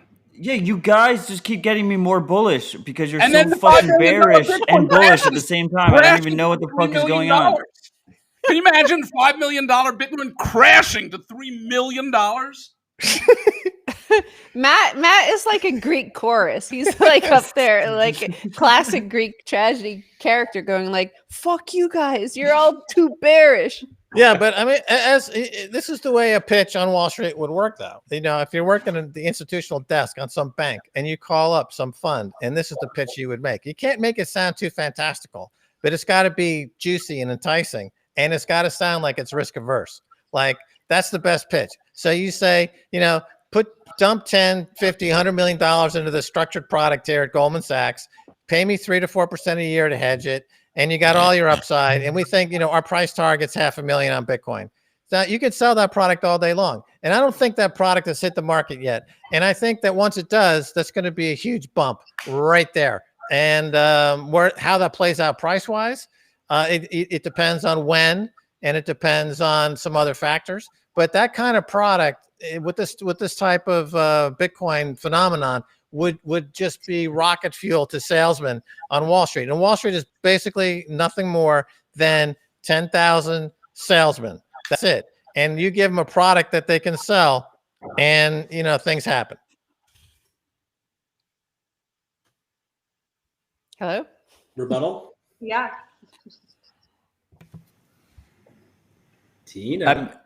I mean, this is fucking ridiculous, right? Like, if we have Goldman and Guggenheim and shit predicting fucking 600K, 500K, it doesn't even fucking matter. Anything above 400K, like, as cultists, like, we should be predicting way higher than that, and we should be fanning those flames. Matt, your problem is that you insist on wanting to see that. No, my problem, Tina, is you used to be so bullish, and now you're so bearish. You're so bearish. Hold on, Matt. I always what happened to you, Tina? I always talked about what was going to happen over the course of several years. I never targeted one single year. I never did that.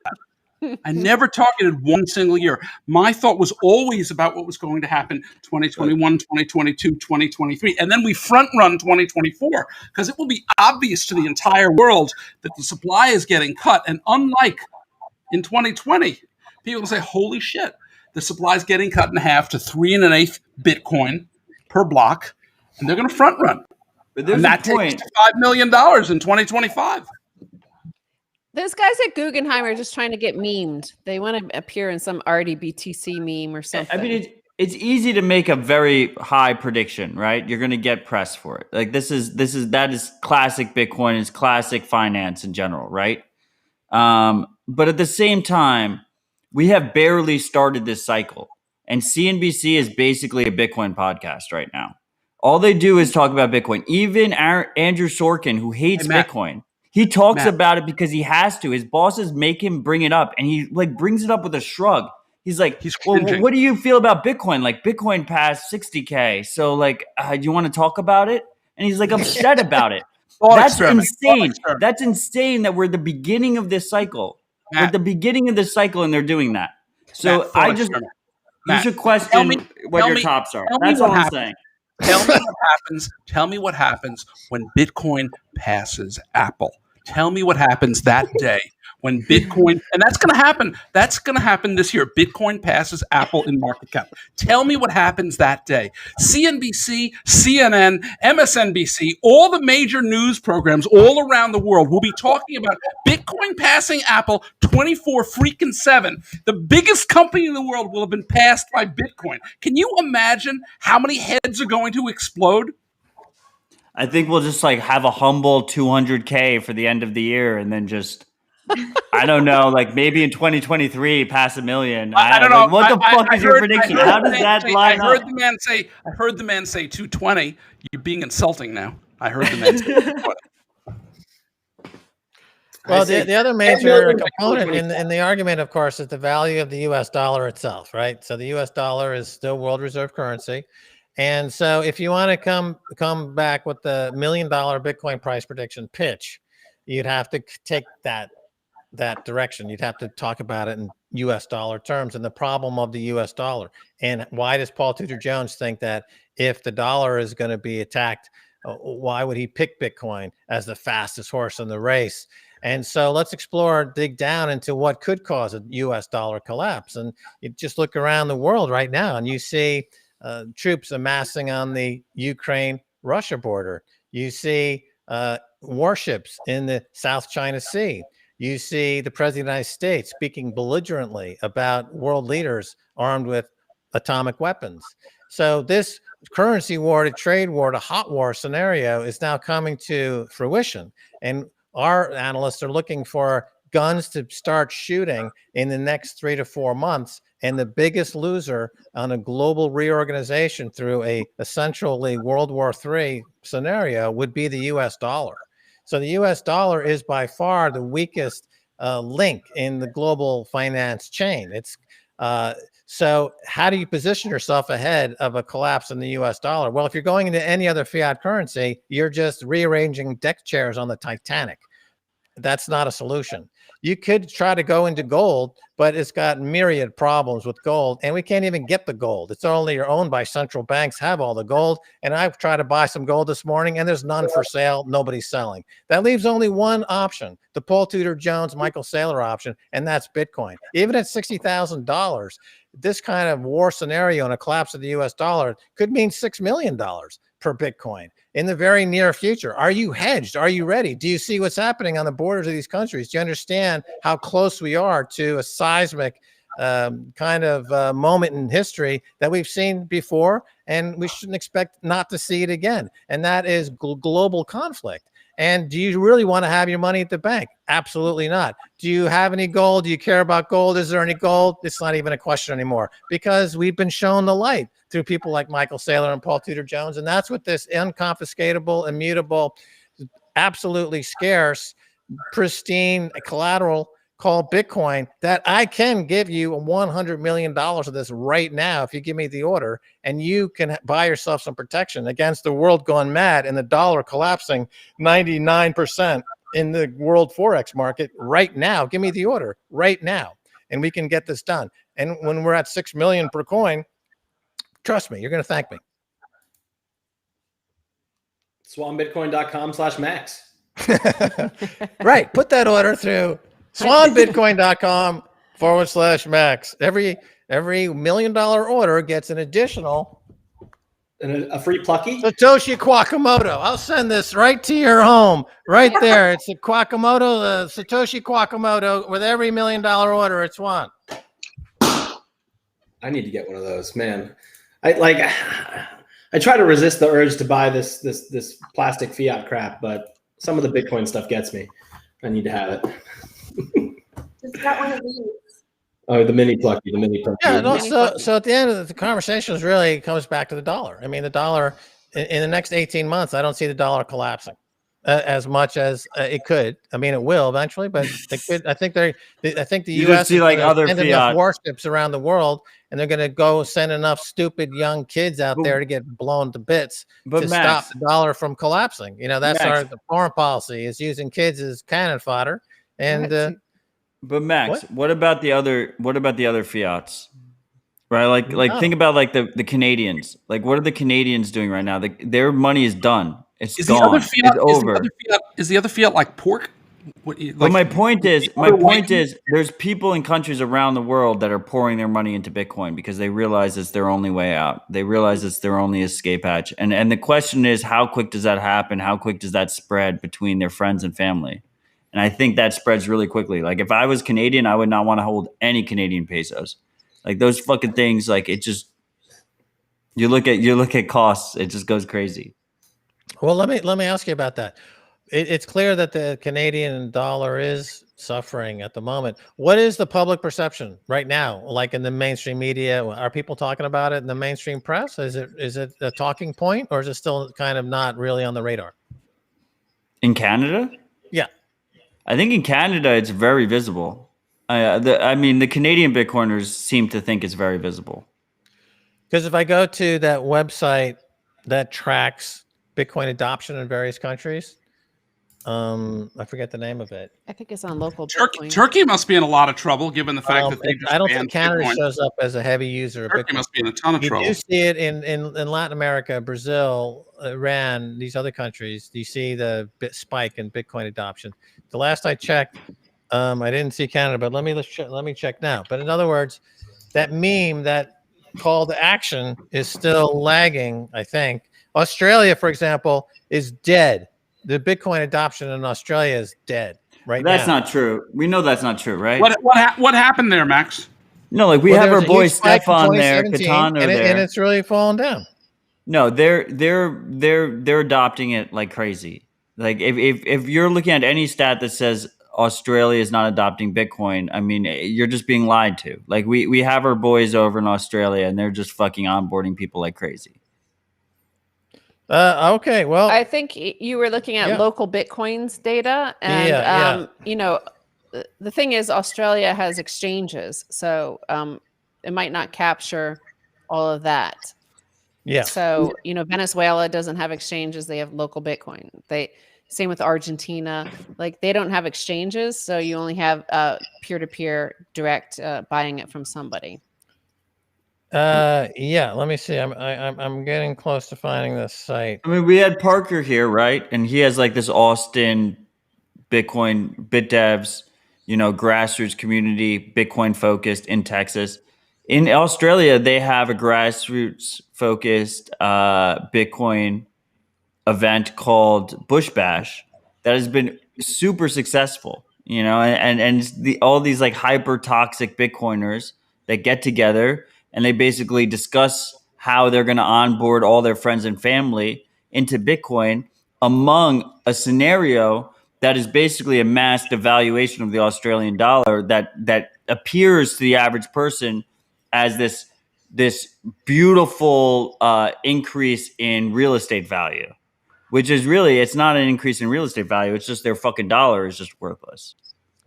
And that's the only hard thing they know. I mean, we lived in the United Kingdom, and that's the one thing I get suspicious about Canada and Australia is that those sort of nations with huge ongoing decades-long property bubbles, like it's really, really difficult to get anybody there to think of anything but the property ladder. So it just seems like, our personal experience in the UK, there aren't that many Bitcoiners compared to my perception of what it is here in the United States, like totally committed to it. There's always they're always thinking of getting the deposit for a property to get on the property ladder. So that's their number one cultural issue that they concern themselves with, where that's not something that most Americans think of. Like it's not. Yeah, well, that's the argument. That's the argument I make about monetary, bad money, monetary value leaching into other assets. It leaches into real estate, leaches into stocks, and people it takes a little time for them to come to understand that Bitcoin just does a much better job of that than either of those assets. Real estate does a poor job of it. It's a business. Real estate is a business and should be treated as a business. Same with stocks. These are businesses. They're not stores of value. It leaches into through passive indexation. And my peers in New York in my age group they're aping into real estate right now. They're aping into real estate in the United States, which is a huge mistake. It's a huge. But they don't. Okay. I'm obviously I've dedicated my life to trying to get people to stay humble and stack sats. But they're aping into real estate, and they also have their side bag of garbage stonks. I had drinks with my good friends who know that I'm obsessed with Bitcoin, and I have been shilling them Bitcoin for a decade, right? And I had dinner with them the other day, and they're telling me about their random electric car company that they're investing in that's based in China, some random Chinese electric car company because that is their escape from a massive devaluation of the dollar, even if they don't realize that's what they're doing. Yeah, but and the question is, how quick does that turn? How quick does that fucking turn on people? It's a process. It's a process. And because Bitcoin is so much smaller than these other markets, it takes very little incremental buying power to push the price up a lot. And that's what I think we will see an entire decade as store of value is coming out of other things into Bitcoin. But you don't convince people right away. Bitcoin is up, you may want to poo-poo it, but Bitcoin is up 6 times from October to April. That's a lot. And it's hard for people to come to terms with it. But little by little, seeing Bitcoin in the 200s at the end of this year and at the 400s, 500s, 600s at the end of next year and more, little by little, it gets people to change their views and say, I have to own me some of that. And that's what I think we're going to watch. And again, it's hard for you to understand because you've been in Bitcoin for as long as you have and you see it differently. But typically people my age, people between 40 and 70 who had money, were buying real estate and stocks, and they did not consider Bitcoin a legitimate asset to own. But this entire decade is about that massive shift. So I expect huge flows and endless flows into Bitcoin, just year after year. I also think but Matt's idea that it could happen very, very fast, like a million could be hit in the next few months, is that fact that the one thing we're not accounting for is you're thinking of the world as it is. And if we do have that Thucydides trap situation that happens all the time throughout history, at least 18 times, and 16 of them have ended violently, you already see the sort of makings of a violent conflict between America and China, because China is kicking our ass on things like high tech. So once that happened, and once they passed us on 5G and AI and the new technologies, that happened like 3 or 4 years ago. And this is when we're setting in motion the basically the ingredients to start a hot conflict. Yeah. And that's not taking on Yemen or Iraq or Afghanistan. That's taking on a freaking huge nation with 1.4 billion people and a lot of weapons and a lot of nationalistic people as well who are going to fight to the death. So I think it's a. But I'm looking at this. It's called Coin. Wait, one second, Max. I agree with you. And the pod I did with Bitcoin Magazine, where I gave option 1, 2, and 3. Option 2 was with what I just described. Option 3 is what Max described, where Bitcoin just goes up a lot. Now I just picked numbers out of the air. I said, it goes up $1 million this year. It could go up more than that. It could go up 5 million, whatever the number is, but just goes up and stays up and then goes sideways for a few years. And I call that the hardest trade. It absolutely can be that way. I totally agree. This is Canada Bitcoin adoption. You see 2017, it spiked. 2017, it spiked. That's that huge spike. Right. And you see that all over the world. And you see that it's relatively flat. So that's local Bitcoins, and they're all using bull Bitcoin now. Okay, well, it's just, you may not be giving a good view of what's happening. You have to go down near your mic. Yeah, whereas like this is Chile. You say that. Oof, love it. It's moving up. Argentina is really, look at this chart on Argentina. It went totally vertical recently. I hope I'm not flashing my private keys or some shit. But no. You're not flashing your private keys, but the crotch shot was the crotch shot. I mean, that's what I'm famous for. I'm wearing my Bitcoin underwear. I'm happy to do my pole dancing if that's something gonna. So then you got Colombia's up, Croatia, Czech Republic had a huge recent spike. Denmark had a 2017 spike, and then it went totally dead, because it's socialist, right? And they don't believe in that the government is always going to help them. So in those type of Northern European countries, they're not into Bitcoin. But it's also showing that FOMO and retail haven't arrived yet. Right. Egypt starting really cascading up, for obvious reasons. Europe as a whole, flat. They were a spike in 2017 as well. So we got India is moving higher, really solidly higher. I think they're totally figured out that the government's going to totally screw them. Real quick, what's the website? People in the chat want to know what website that is. What's the name of the site? Brecky, Coin Dance. check Telegram. Kenya, very solid. Mexico, very, very solid. Morocco, very solid. New Zealand, dead. Nigeria, very solid. But you can see most of the Western nations like New Zealand, Australia, Denmark, they all have that 2017 spike. Yeah. Like parabolic spike, and then it comes down. They had the big crash. Peru, very solid. Poland is solid. Russia is kind of like sideways, but growing. Saudi Arabia is dead. Singapore dead. South Africa getting very strong. So anyway, again, Sweden, Northern European socialism, they're like, the government's always going to save us. So they're not adopting Bitcoin because they don't see any need for it. So Tina, Max, Stacey, I said this to Brecky. Brecky, put it up on the screen. This is Dogecoin over the last 5 years. Okay, so if Why you want to, this is a coin only show, Matt. No, but it's priced in Bitcoin. It's priced in Bitcoin. Pull it back up. Odell's a shitcoiner. No, Odell's not a shitcoiner. Look at this. Yeah, I heard it here first. Odell's a shitcoiner. Oh my God, he's coming out. Look at this and tell me that this time is different. Look at the magnitude difference in the last 5 years of what's happened to this fucking piece of shit coin. Like, that's ridiculous. It's Elon Musk and it's Wall Street bets. So, what are you saying? We're entering a new world. We're entering a new world. Like, I said that. You told me I was full of crap. I mean, you're calling 200K by the end of the year. No, you're bearish as fuck. Oh wait, hold on.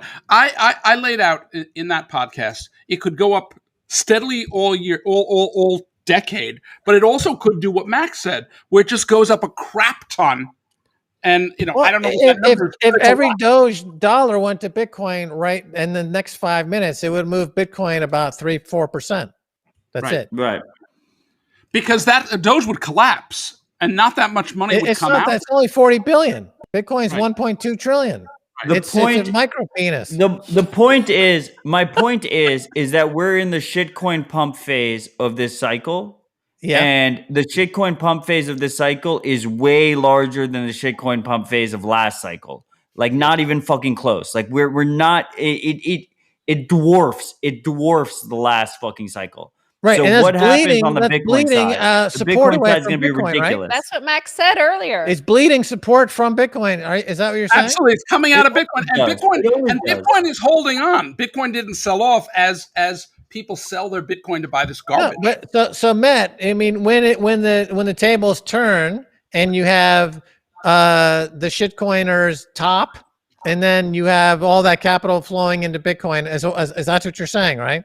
No, what I'm saying is that you guys are fucking bearish as fuck if you think that we're going to end this year lower than 300K. And I'm being conservative for your prediction. Rally is just basically a taster. It's a teaser for what's coming in Bitcoin.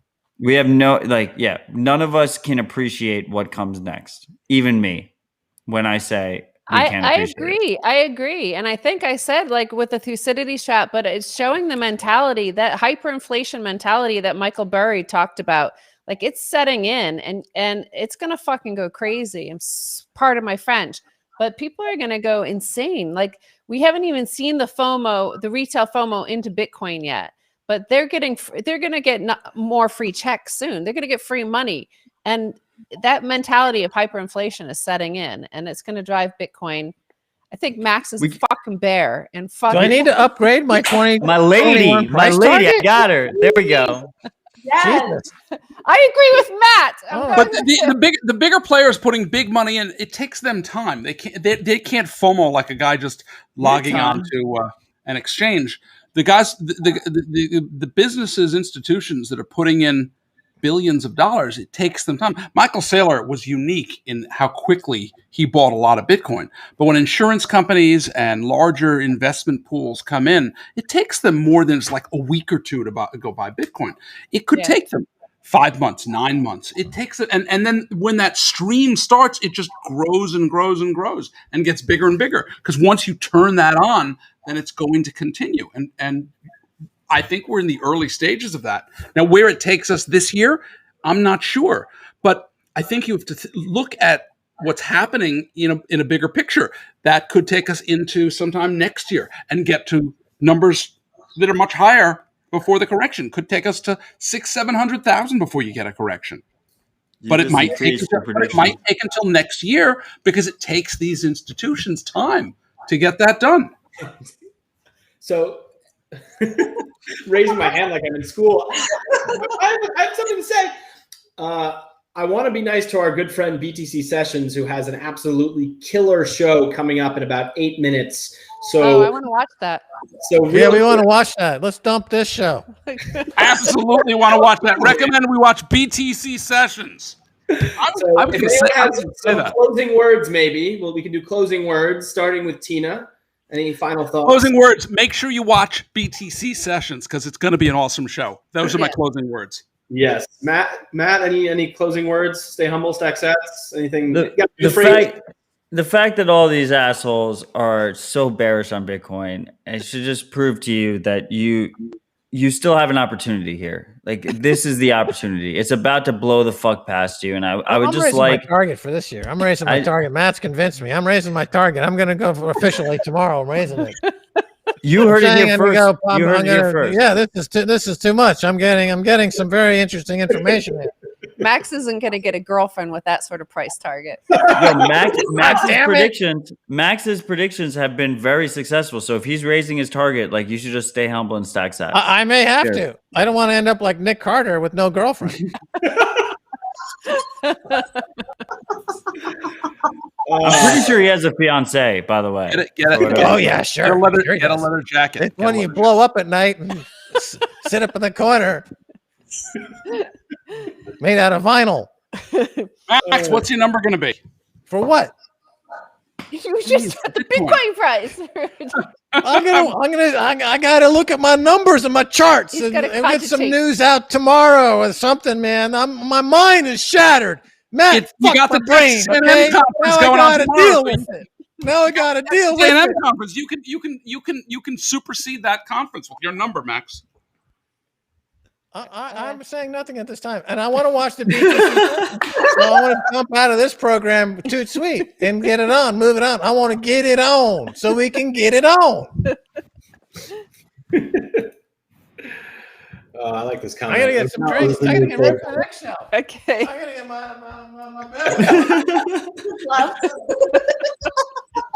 All right, we've devolved into degeneracy and craziness here. So I'm as the host of the show, I'm going to pull rank and say that I think we're done. I'm also going to ask that this is a great crew. I want to run back Tina and Matt and Max and Stacey sometime before the conference. So maybe we'll set up another Swan Lounge coming up to let's see if people have refined their price predictions by the time the conference rolls around. We'll do it at 120.